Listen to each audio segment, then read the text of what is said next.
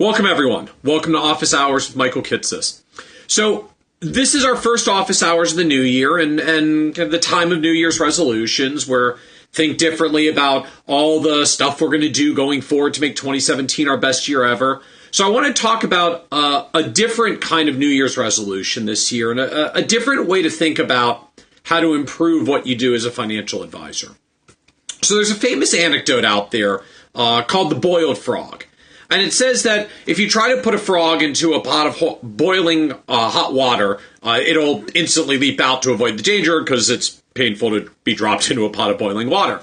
But if you put the frog into a pot of cool water that's nice and comfortable to the frog, its native environment, and then you gradually heat the water until it starts boiling, the frog won't realize the threat until it's too late. It basically will sit there and let itself get boiled to death.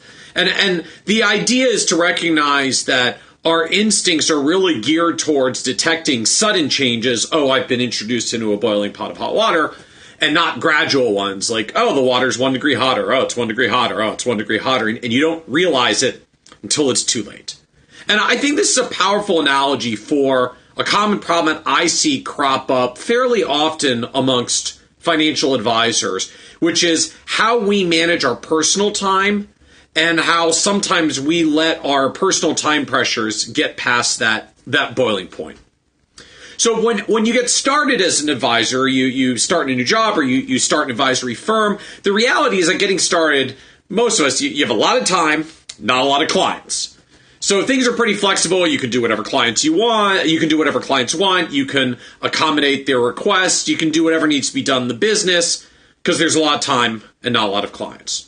But over the first couple of years, that changes. You accumulate more clients over time. And then eventually you hit this point where between servicing all the existing clients, handling a growing level of operational tasks for all those clients, fielding new client inquiries as you get established and create a reputation for yourself, begin to get referrals, you run out of time, or at least you run out of spare time. And suddenly there's no time to think about what you're doing in your business, how you're moving your career forward. Because basically you're just forced to keep up trying to react to client demands, to business demands, to prospect opportunities. And the problem ultimately is that when you hit this wall, you stop growing, you stop moving forward. I mean, you can't move forward because literally there's really not actually any more time to handle and take on more clients, to take in more business opportunities, to work with more people. And again, unfortunately, like the frog in the pot of water, most advisors don't even realize that you're approaching that wall until you've already hit it. If you were dropped in your job today, you probably say, "Holy crap! There's way too much way too much stuff for one person to do, and not enough time in the day." But since you've reached that point so gradually over years, you may not even realize how buried you've allowed yourself to become. But if you take a moment to think about it, you may realize you're actually in this position now. So a few hints. I mean, think about whether any of these apply to you. So do you ever get a prospect inquiry and in the past you used to think like, awesome, new client. And now you think more like, oh my God, if they say yes, I have to find the time to do their plan and I don't know how I'm going to fit it in.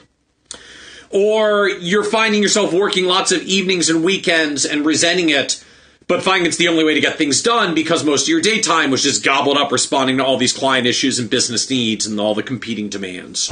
Or maybe you're afraid to get more proactive. You're thinking like, I know I need to meet with my clients more often, but I'm afraid that if I actually meet with my clients more often, they're going to ask me financial planning questions and then I have to do more work and I don't have the time to do more work. And the problem with this is that eventually you start self-sabotaging your own business. Right? When you're fearful to get the next new client because you can't figure out how to find the time to do their plan, you figure out how to unwittingly not get the next client. If you're afraid that doing more proactive planning with your clients means there's going to be more work, you figure out how to not be more proactive with your clients, and then suddenly you're not getting growth and retention falls off. So if this is you, how do you break free? So I'm going to give you a different kind of New Year's task to work on this week. I want you to create a stop doing list.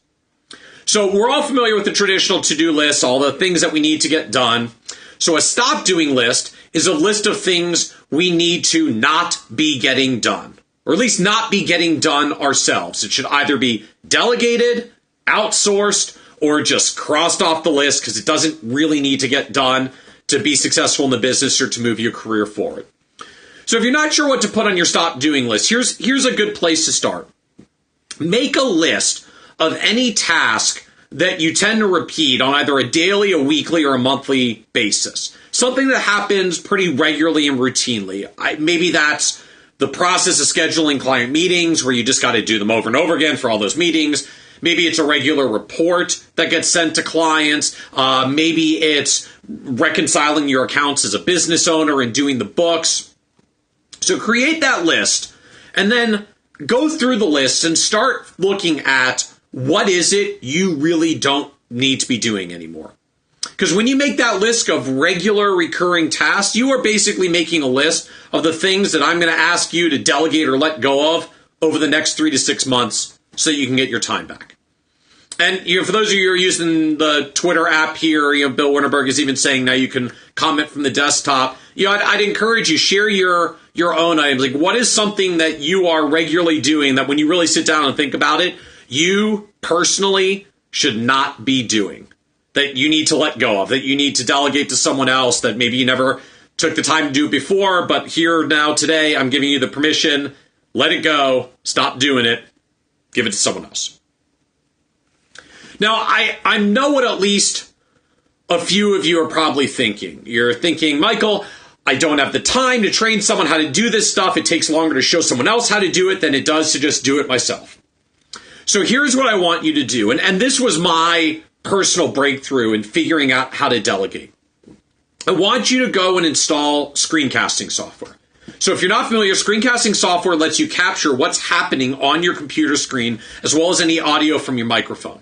So in the past, I used a tool called Screencast-O-Matic. Now I use one called Snagit. So the idea here is once you've installed the software, here's what you do next. Every time you have one of those repetitive tasks that you do, I want you to record it. The software is very easy. Like, you're just going to click a button and it's going to record what you're doing on the screen as you do it. And as you do this task that you routinely do anyways, I want you to narrate out loud what you're doing. Explain it. Explain it what you're doing as though someone was looking over your shoulder. When you're done, you're going to take that video, give it to a team member or hire a team member, and tell them, here's your training on how to do the task. From now on, it's yours. I just want you to repeat exactly what you saw in this video over and over and over again. And if you're not sure how to do it, go back and watch the video again. And congratulations, you've now just delegated a task and trained someone how to do it in the time it takes you to just do it yourself anyways. But recognize that the moment you record the task with screencasting software and explain it as you go, last time you ever do it.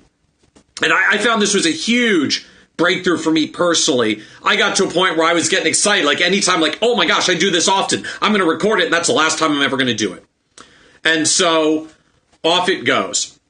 So I see some comments coming in about, the concern is supervising the delegee, the person that receives the task. So this is why I really encourage start with the tasks that you repeat most regularly.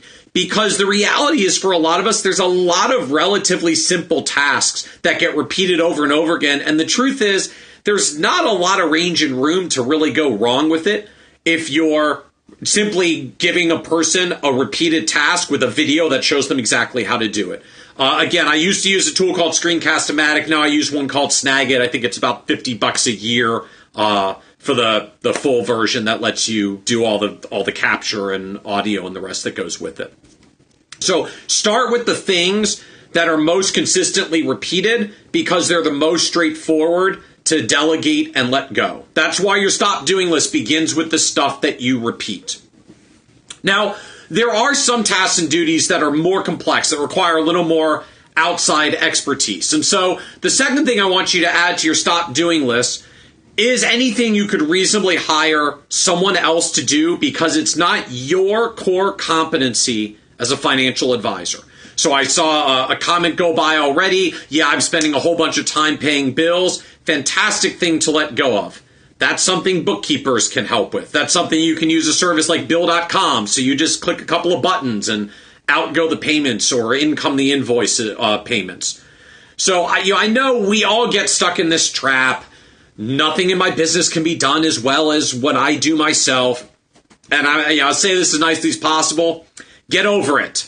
There's no way you're simultaneously the best financial advisor, the best business owner, the best bookkeeper, bill payer, web designer, marketing consultant, technology manager, and all the other things that we tend to put on ourselves that we really shouldn't.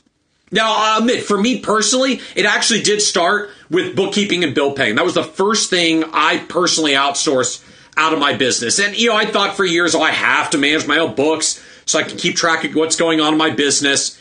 And you know what the truth was? Bookkeeper did a fine job. Once a month, I spend about 15 minutes going over a QuickBooks report to make sure that everything's on track. And every now and then, I got to send her an email to say, hey, can you explain this line item a little more because it doesn't ring a bell. That's it. I turned what was a couple hours a month into a couple of minutes a month. And when you repeat that across lots of different tasks, you find an immense amount of time comes back to you. And the more that a task gets repeated, the more time you free up by giving it to someone else so that they can do it 4 times a year or 4 times a quarter or 4 times a month, whatever it is. And you just have to spend a few minutes overseeing the outcome and making sure that you're happy and that it was done the way that you wanted it. If not, make an adjustment, and then it gets repeated the right way going forward. Now, around things like bookkeeping in particular, I've got such a passion for letting go of this now that I actually co-founded a business called FA Bean Counters. Guess what we do? Bookkeeping for FAs, for financial advisors like all of you. Now, what you outsource is up to you, and it's really about what takes time in your business. So maybe it's someone helping to maintain your website or other technology. Maybe it's help scheduling appointments or trading or downloads and reconciliation. The amazing thing about our financial advisor role now is there's a huge growing list of virtual outsourcing providers that can help with all of that. Like virtual back office solutions for advisors is actually a growing niche unto itself.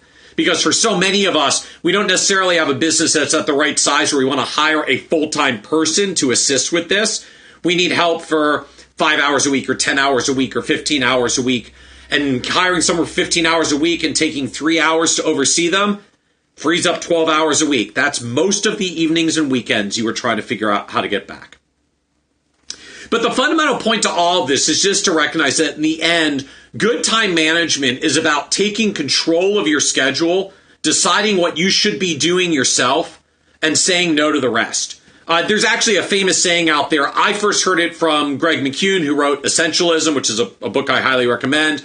But I'm told it actually comes from Warren Buffett. And the saying is, the difference between successful people and very successful people is that very successful people say no to almost everything.